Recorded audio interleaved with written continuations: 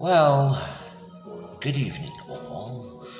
Today is April Fool's Day, 2021, 4/1, 2020, no, 2021. Anyway, I'm doing a little album ranking. Now, this is a band that doesn't have a lot of output, but what a lasting impression they made. What a lasting impression they made. They started out in 1976, released their debut album in 78. I've always beloved this band. So what I'm going to do is rank them not in order of greatness and not in order of, I guess you could say, least to best, but this is in the order of my preference, my favorites. So, might not, well, especially as we get towards the top, it gets real sketchy on, because they've got a few classics. They don't have a lot of albums in their repertoire, but we shall go over them. So, this band is from Boston,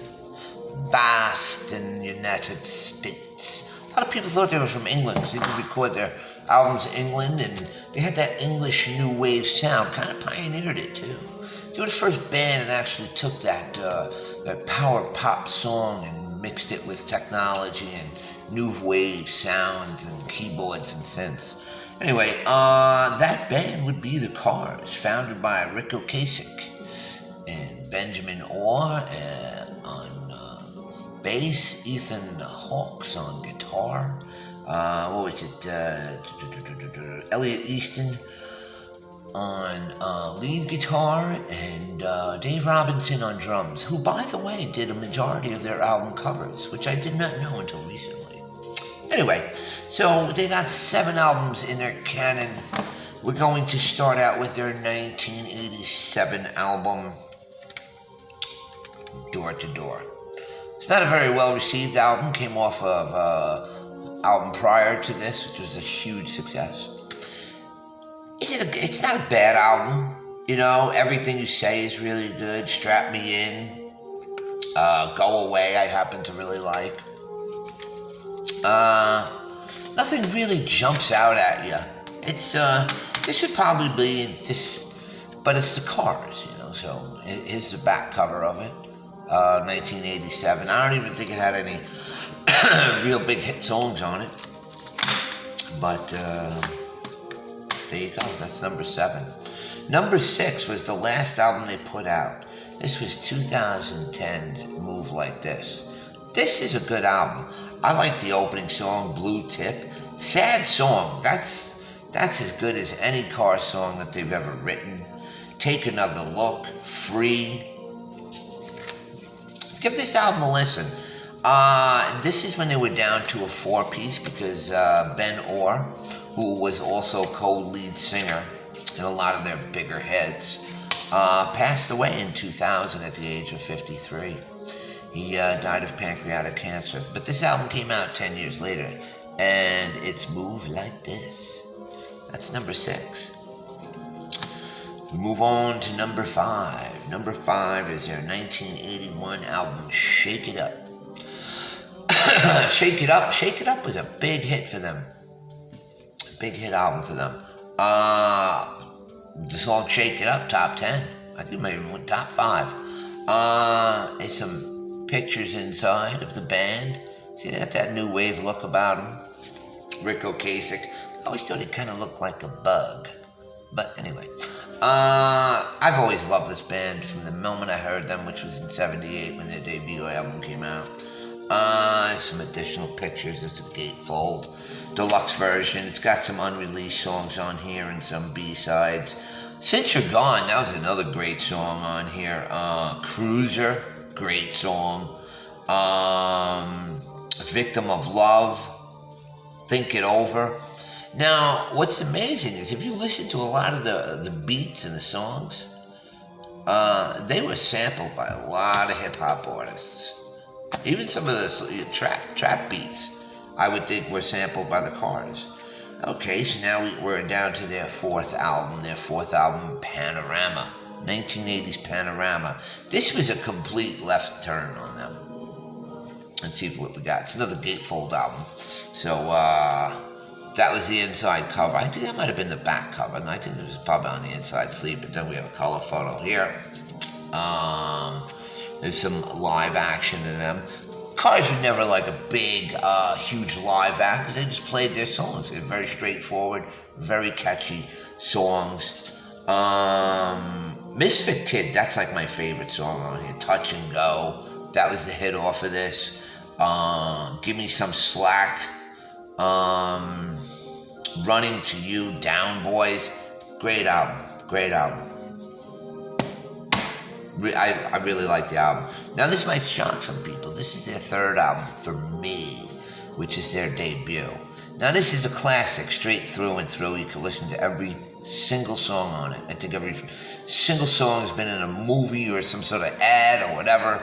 Straight down from Good Times Roll, My Best Friend's Girl, Just What I Needed, Don't You Stop, You're All I've Got Tonight, Bye Bye Love, Moving in Stereo, and All Mixed Up. You put it on from start to beginning and you let it play. Came out in 1978. Ironically, it was a huge album. I don't believe it went top 10 though. Go figure. What was happening in 78? That was the height of the disco era. So there's some additional collage of pictures of the band. Of course, we always know Moving in Stereo, that classic scene from Fast Times at Ridgemont High. And if you don't know it, YouTube it. Anyway, number 2 for me is Heartbeat City, 1984. This was another huge breakout album for them. This album had hit after hit after hit. This is when MTV came out, and this was the original cover of the album, designed by the drummer Dave Robinson. But this was the full cover of the album. So, or maybe this wasn't designed by him. I think this was designed by an artist there. I forget. Either way, I know he did design some of the covers. In particular, the Shake It Up album, because that was his girlfriend on there. He took photographs, but this might have been a pop art album. But anyway, the songs on here is just fantastic. This was at the height of their popularity. My favorite song on here happens to be Heartbeat City. That's just my opinion. It just sounds the coolest. Some more pictures. This is number 2 for me. It came out in 1984. You Might Think is on here. Drive, one of the classic ballads of all time, sung by Ben Orr. Magic, Hello Again, Why Can't I Have You, Heartbeat City. It also has Tonight She Comes, which was released. It was recorded around the time of this album, but then was released on a later compilation album of greatest hits. But this fantastic album. This is number 2 for me. Number 2, and number 1 would be 1979's Candy-O, I Need You. Sunday dress, ruby lips. Candy-O. They were just a cool looking band. I don't know why this album. I don't know. This is the one that resonates the most with me. I really like this album. What's it got? Let's Go, huge hit. It's All I Can Do, another great song. Shooby-Doo and what goes into Candy-O. It's great. Shooby-Doo was actually a homage to the band Nightmare. What else is on here? Then it goes into Candy-O. Lustfit, Got a Lot on My Head, and Dangerous Type, the way those two segue in. I just like this album. I don't know. This has always been my favorite album by them. Mainly, probably because of the song Candy-O. You don't get a better rock song. And the clear, crisp guitar playing of Elliot Easton. He's such an underrated player. Also on a sadder note, Rick Ocasek died in 2019 at the age of 75. I didn't know they were actually that old.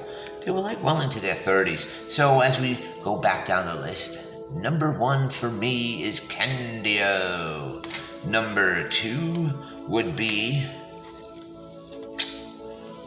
Heartbeat City in the full-length cover.